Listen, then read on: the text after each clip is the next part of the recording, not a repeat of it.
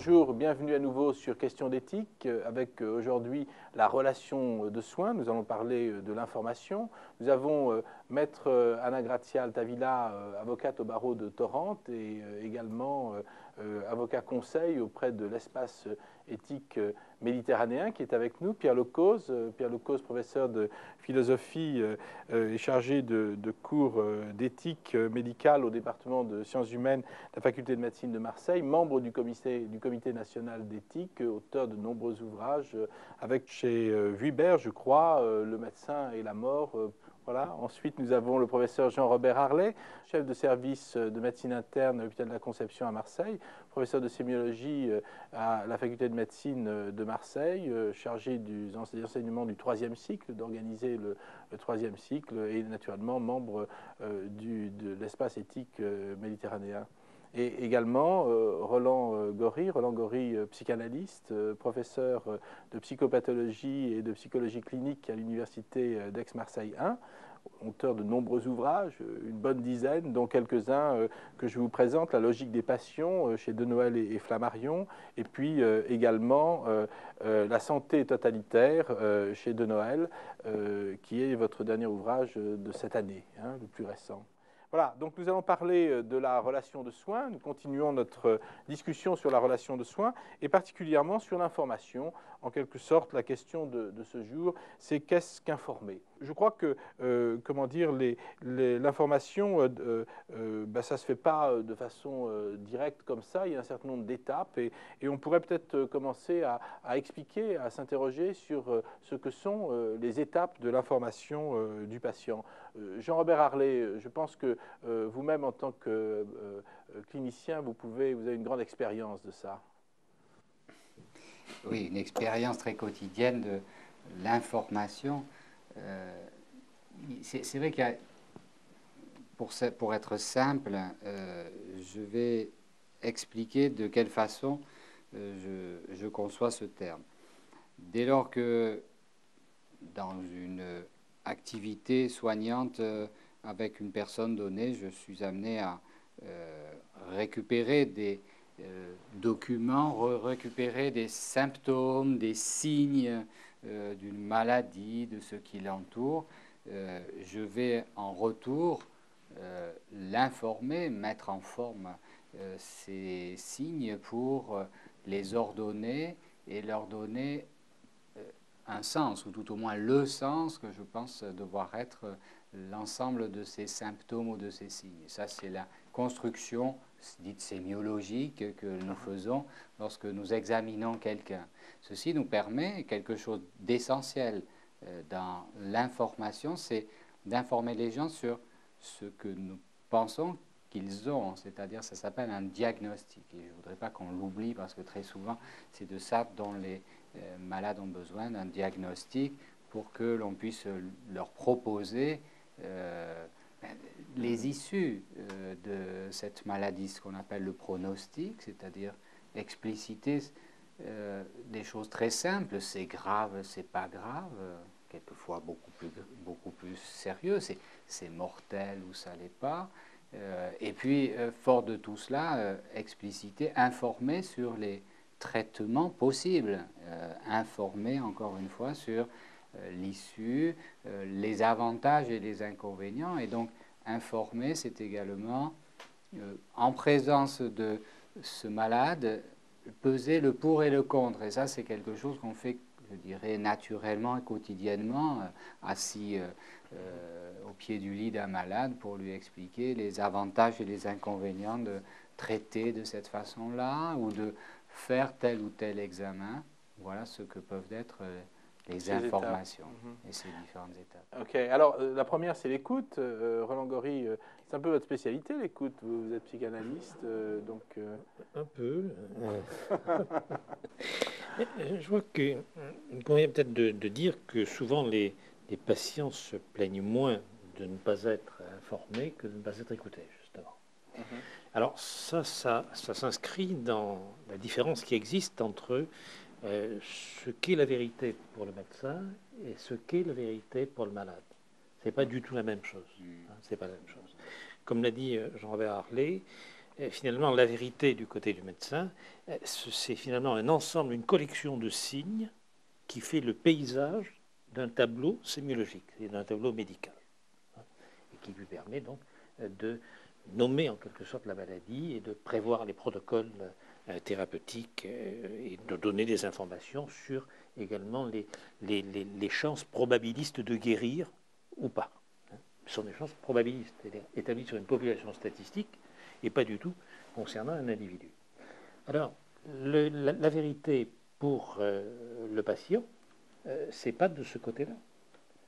La vérité pour le patient, à moins de se transformer en objet clinique de son propre corps, de sa propre maladie, la vérité pour un patient, c'est finalement, effectivement, les questions qu'il se pose, le sens que vient prendre cette souffrance ou cette maladie dans son histoire.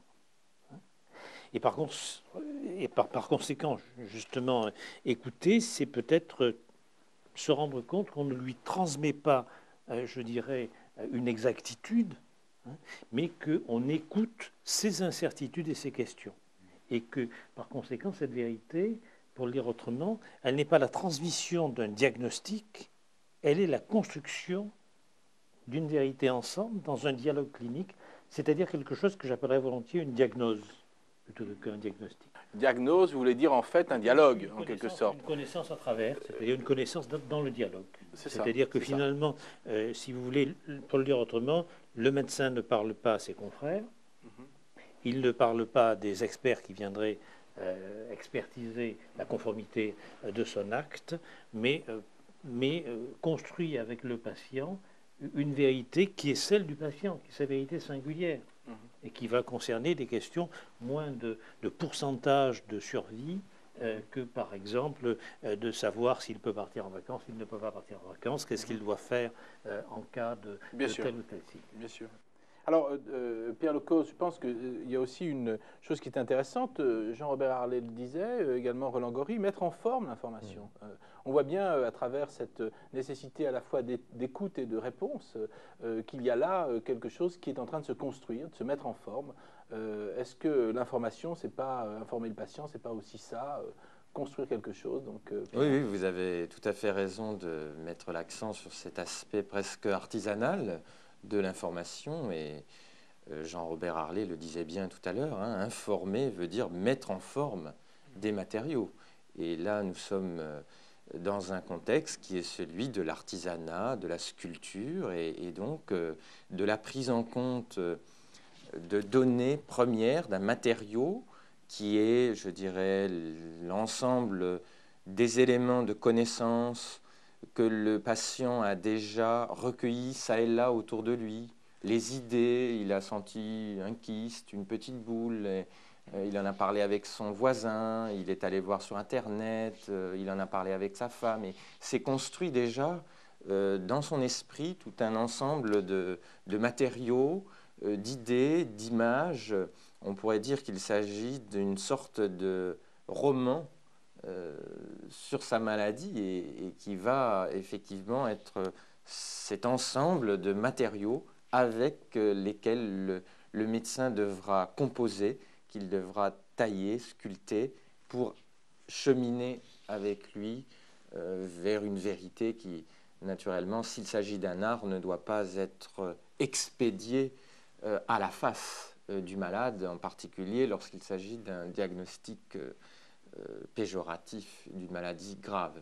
Je voudrais me tourner vers vous, Anna Grazia Altavilla, pour vous demander si on est obligé d'informer. Est-ce qu'il y a une obligation légale d'informer, de votre point de vue de juriste? Il y a un droit à l'information et il y a une obligation à l'information. Il y a un droit pour les patients, c'est-à-dire que toute personne a le droit de recevoir les informations concernant sa propre santé, et un devoir pour les médecins et l'établissement de santé. On parle de en fait, obligation en solidum, c'est-à-dire que tous les médecins, excusez-moi. En solidum, c'est du latin, ça. Oui, c'est ça. Oui, c'est une obligation de tous les médecins qui font partie d'une équipe à informer les patients. Une obligation solidaire. Solidaire, dire, hein. oui. Et cette obligation, et c'est à la fois un droit et une obligation, on a dit que toute personne a droit à savoir tout ce qui concerne sa santé.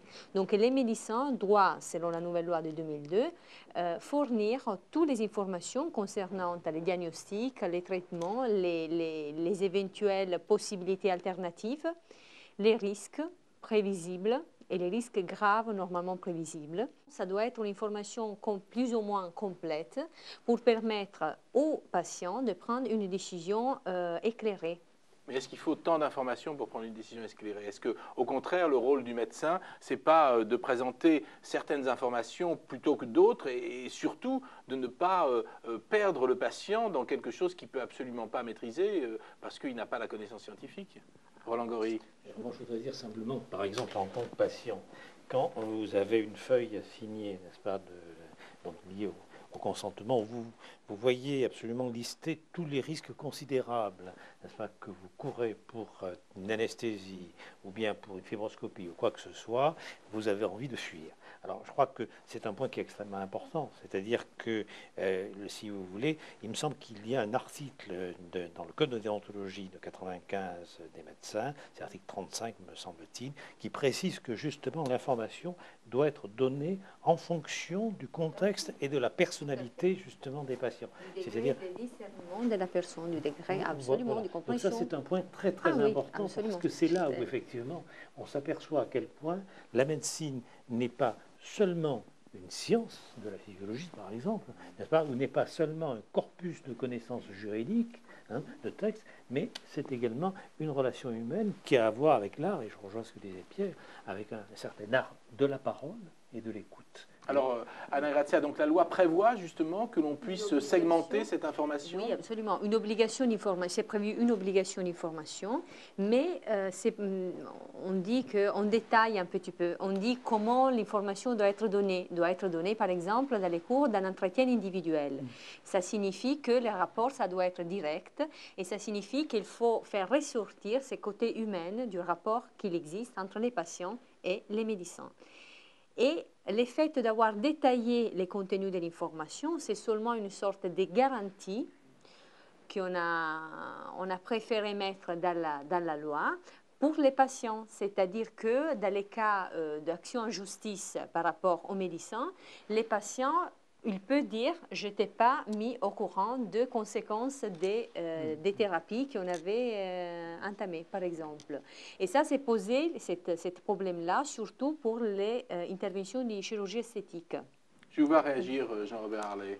Effectivement, parce que dans l'activité clinique au sein d'un hôpital ou d'un cabinet médical, nous sommes très partagés sur ce problème, car en effet, nous considérons avec naturel que des informations qui éclairent un patient sont des informations qui lui soient compréhensibles, que nous lui formulions, qui ne sont pas obligatoirement exhaustives dans le sens que le moindre petite idée d'un incident rarissime doit absolument lui être explicitée. Mais en même temps, nous avons avec nous des histoires concernant certains patients qui nous accusent alors que nous avons donné des informations consciencieuses de ne les avoir pas explicitées, de n'avoir pas fait signer un document, et on a des avocats qui nous tombent dessus en disant effectivement voilà, il y a un incident, donnez-nous la preuve que cette preuve n'existe pas de façon explicite et signée et contresignée. Et voilà, dans des ennuis. Alors, je ne dis pas que cela veut parler de condamnation, mais il faut bien savoir que pour un médecin, se retrouver avec comme des casseroles accrochées à son dos, avec un certain nombre d'histoires qui sont liées à des actions en justice, sont quelque chose qui perturbe énormément le médecin, lui font perdre la confiance qu'il devrait mettre dans sa relation avec son malade, et je dirais pervertissent complètement les choses. Mais alors, est-ce qu'il n'y a pas une sorte de solution entre deux? Dire on fait signer le papier, parce que ça, c'est la loi, finalement, on s'en débarrasse, personne ne le lit, mais on s'en fiche. Et puis après, on explique, mais le papier est signé, on est tranquille. On n'a pas le droit. On n'a pas le droit. Alors, Anna-Gracia, excusez-moi, mauvais conseil. Ce papier doit être signé, mais on doit prendre le temps de le faire lire. On doit avoir l'absolue certitude que la personne l'a, qui plus est, compris. C'est difficile. C'est beaucoup plus difficile, c'est un peu plus compliqué que ça. Mais, plus encore. C'est-à-dire, la loi ne prévoit pas une forme particulière d'information. C'est-à-dire qu'il prévoit simplement que ça doit être donné dans les cours d'un entretien individuel, mais l'information peut être soit orale, soit écrite, sauf dans certains cas pour lesquels est prévue une forme écrite.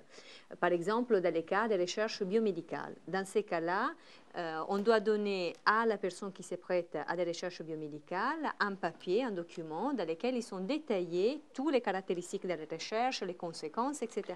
Dans tous les autres cas, et ça me semble très important pour les médecins, de savoir que c'est vrai que l'obligation d'information est une obligation pour laquelle qui est à la charge du médecin, c'est-à-dire que le médecin doit démontrer d'avoir donné l'information. Mais dans les cas d'action en justice, c'est les juges qui évaluent ça. C'est-à-dire que le fait d'avoir donné un papier, ça ne signifie pas qu'on a donné une information éclairée au patient. Et par ailleurs, il me semble important de souligner qu'il y a des cas dans lesquels on ne peut pas nier que le patient a une information, qu'il ait à connaissance de son état de santé. Je pense à un patient qui allait auprès d'un cancérologue, il ne peut pas lier devant un juge qu'il savait d'avoir un cancer, parce qu'il est improbable qu'il allait avoir un cancérologue pour autre raison que sa maladie. Donc, vous comprenez, sont des notions pour lesquelles on essaye de trouver un cadre, qu'on essaye d'encadrer, mais qui, pour moi, à mon sens, ne sont pas encadrables de façon générale. Mais il faut voir, en fait, les différentes espèces, il faut évaluer les situations cas par cas, et c'est les juges qui vont évaluer ça. Pour le reste, c'est le bon sens, je crois, un côté d'humanité. Alors, on comprend à travers vos propos, Anna-Gracia Altavilla, que c'est vrai d'un point de vue juridique, l'information et le consentement, c'est la même chose puisque c'est signé sur la même feuille, en quelque sorte, d'une certaine manière. Enfin, je veux dire qu'à partir du moment où on informe, on consent ou pas, mais quelque part, c'est extrêmement lié. On va parler du consentement tout à l'heure. Je dirais seulement qu'ils sont la double face de la même médaille. C'est ça, c'est la double face de la même médaille. C'est une très jolie façon de le dire. Je crois que vous avez tout à fait raison. Mais je pense qu'il y a une notion qui est vraiment importante, c'est qui est-ce qu'on informe, et puis surtout, quand est-ce qu'on informe, qui et quand.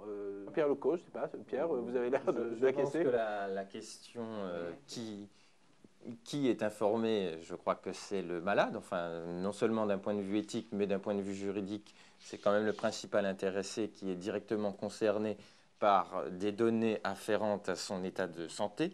Mais enfin, après tout, c'est évident. Par exemple, et les proches, la famille. Et justement, j'allais en parler. L'étrange phénomène, c'est qu'on constate que bien souvent, le malade est le dernier informé quand il arrive à l'hôpital et que toute la famille est tout à fait avertie de la gravité de ce qui lui est arrivé. Il y a là un paradoxe et qui demanderait peut-être à être approfondi, parce que peut-être qu'il y a une faute déontologique dans le fait d'informer les proches avant d'informer la personne concernée. Et on suppose que le couple est en bon terme, par exemple, quand on informe une femme que son mari est atteint d'une maladie grave. Or, peut-être qu'il s'agit d'un couple qui ne s'entend pas si bien qu'il n'en a l'air. Enfin, il peut y avoir des questions d'héritage, d'encombrement quand il s'agit d'une personne d'un certain âge. Je vois Jean-Robert Harlet qui acquiesce. Votre expérience de clinicien, c'est quelque chose que vous rencontrez souvent, ce genre de problème? Pas très souvent. Je dirais habituellement, effectivement, l'entourage d'un malade souhaite effectivement le bien du malade qui est là. Une épouse pour son mari, un mari pour sa femme ou les enfants, etc. Mais il est prévu, et Anna-Gracia en avait parlé tout à l'heure, qu'on puisse désigner quelquefois non pas la famille comme étant le répondant classique, mais une personne de confiance.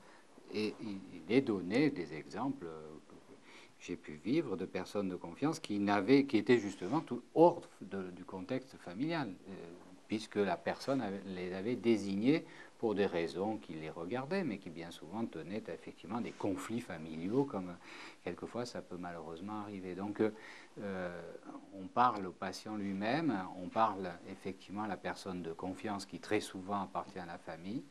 Je résous souvent moi les choses en parlant, en donnant des informations à l'entourage en présence du patient. En tout cas, à l'hôpital, je me permets toujours lorsqu'on m'attrape dans le couloir à la fin de la visite pour me demander des nouvelles de mamie ou de José qui est hospitalisé, ben, écoutez, je suis content que vous veniez prendre ces nouvelles. Venez, on va se mettre à côté d'elle et on va ensemble dire les nouvelles. Comme ça, tout le monde entend les mêmes choses en plus. Et je crois que c'est ma façon peut-être simpliste de respecter les vœux d'un malade qui aura vite fait de me dire celle-là, vous lui dites rien. Hein, donc, voilà. C'est bien sûr. Quand est-ce qu'on informe finalement? Donc là, on informe dans la chambre, on informe au moment où le patient est avec vous, est en train d'être soigné. Est-ce qu'on informe pendant toute cette relation ou est-ce qu'on informe au début et puis à la fin? Au début, on lui dit voilà, vous avez ça. À la fin, on lui dit vous êtes guéri, vous n'êtes pas guéri. Puis au milieu, il n'y a rien du tout. Pierre Lecause. Oui, là, vous réintroduisez l'idée de temporalité qui est tellement importante dans la transmission de l'information, et le fait de réduire l'information à un formulaire, à une procédure, nous fait perdre ce côté artisanal dont je parlais tout à l'heure, car le devoir de dire la vérité n'équivaut pas à un devoir de dire la vérité sur le champ, hein, sachant que ce sera une vérité scientifique, purement médicale, et qui peut heurter de front le patient qui va se sentir soudainement accablé du poids d'une annonce comme s'il s'agissait d'un cours de médecine. Il y a dans l'idée de mise en forme aussi l'art de savoir mettre les formes. C'est le même mot, hein, savoir mettre les formes, c'est-à-dire savoir utiliser progressivement des termes qui n'ont pas de connotation trop vive dans un premier temps. On peut imaginer par exemple qu'un médecin commence par dire à un malade que certaines de ses cellules ne sont pas bonnes. Il y a dans cette formule l'avantage de circonscrire le mal à une région du corps. C'est très, très difficile d'entendre dire vous avez un cancer, ou encore pire, vous avez le cancer. On dit ça, il a le cancer. Hein. C'est-à-dire que son corps, dans son intégralité, est envahi par le mal. Et puis petit à petit cheminer et lui dire que certaines cellules sont peut-être tumorales. Et puis petit à petit, en fonction de ces réactions de patient, le médecin peut voir jusqu'où il peut aller dans le dévoilement d'une vérité Enfin, il y a de toute défavorable. façon une sorte de mise au point patient par patient, et chaque cas est différent, puisque cette progressivité peut être aussi génératrice d'une angoisse absolument terrible chez le patient. Donc il y a aussi l'inverse des choses. Est-ce qu'on doit dire la vérité aux patients, Roland Gori? La vérité, c'est vraiment quelque chose qui existe en soi, finalement, puisqu'on ne connaît pas l'issue. On est peut-être là où effectivement obligé de revenir un petit peu en arrière, dans la mesure où je crois encore une fois que la vérité du médecin, c'est pas la même chose que la vérité du malade. Hein, de la même manière que Canguilhem, pour citer un philosophe, a pu dire qu'il y a la maladie du malade, c'est-à-dire celle qui est vécue subjectivement, où effectivement il se fabrique un mythe, un roman sur ce qui lui arrive, pourquoi, il se donne des raisons qui n'ont strictement rien à voir avec les raisons objectives, c'est-à-dire avec la médecine, avec la maladie médicale, la maladie objectivée par le médecin. Alors, je crois que là, il y a un malentendu fondamental, c'est-à-dire qu'on ne peut pas transvaser une vérité qui est purement une vérité de chiffres, d'éléments objectifs sur le patient et lui demander d'incuber ça. Je crois que là, on le ferait vivre au-dessus de ses moyens psychiques et on redoublerait donc la souffrance, si vous voulez, de la maladie par une souffrance psychique. Donc je crois que c'est là, si vous voulez, ou à mon avis, plutôt que de parler d'information, moi je parlerais tout simplement de parole. C'est-à-dire il y a quelque chose qui se construit, si vous voulez, dans le dialogue clinique. Mais je crois que c'est peut-être, ce point, si vous permettez, sur lequel j'aimerais dire un mot, n'est-ce pas? C'est-à-dire, c'est peut-être parce qu'à un moment donné, la médecine a placé la clinique, c'est-à-dire le cas par cas, l'examen, l'écoute, en arrière-plan d'une médecine qui est devenue très technoscientifique.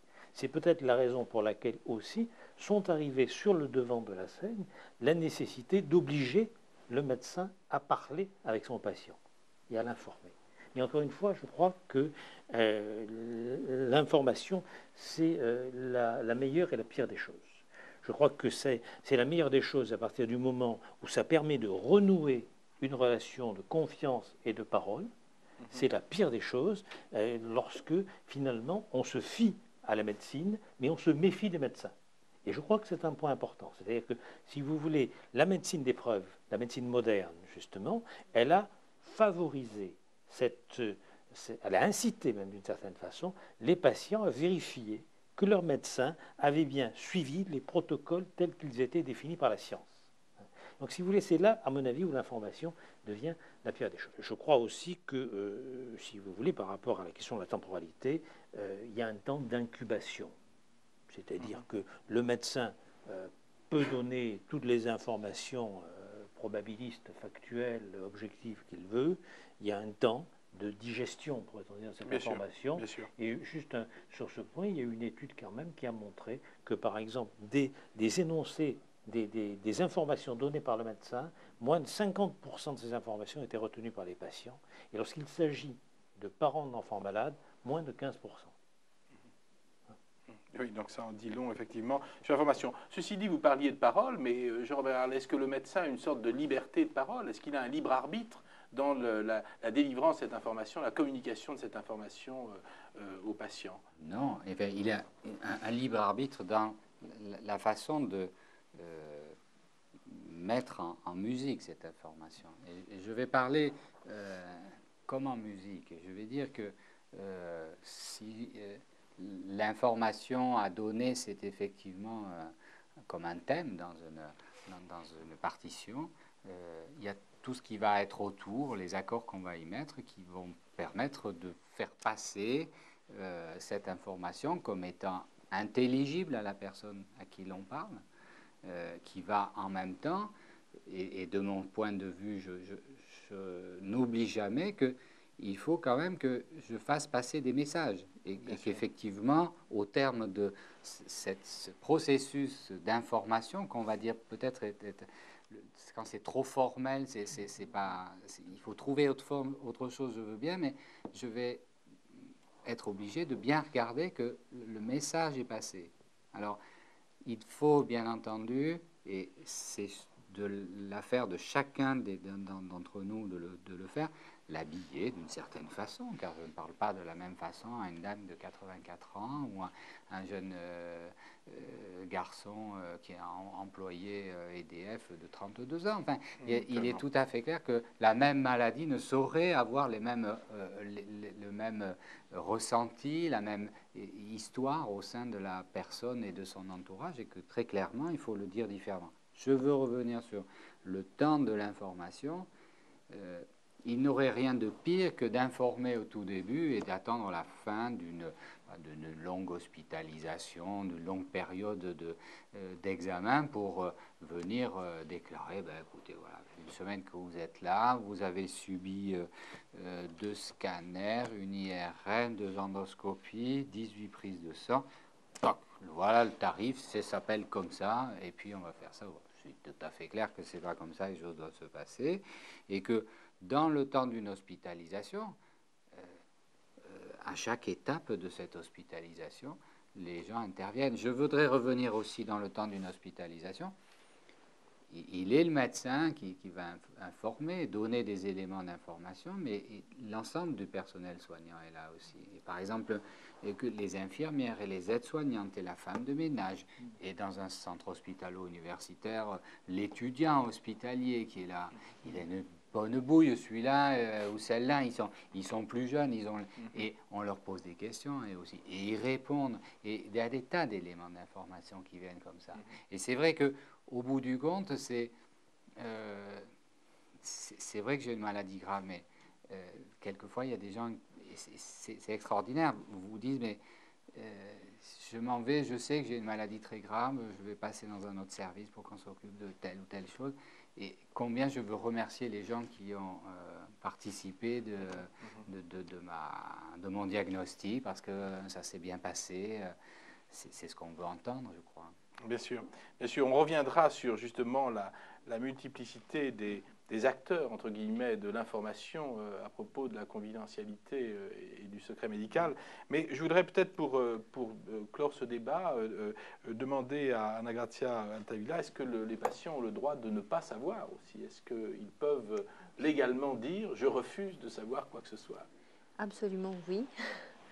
C'est-à-dire que si on part de l'idée que les patients est acteur de sa propre histoire, et si on part de l'idée qu'il faut protéger les droits fondamentaux de l'autonomie et de l'autodétermination de chacun, il faut accepter aussi l'idée que les patients peuvent se refuser de recevoir l'information.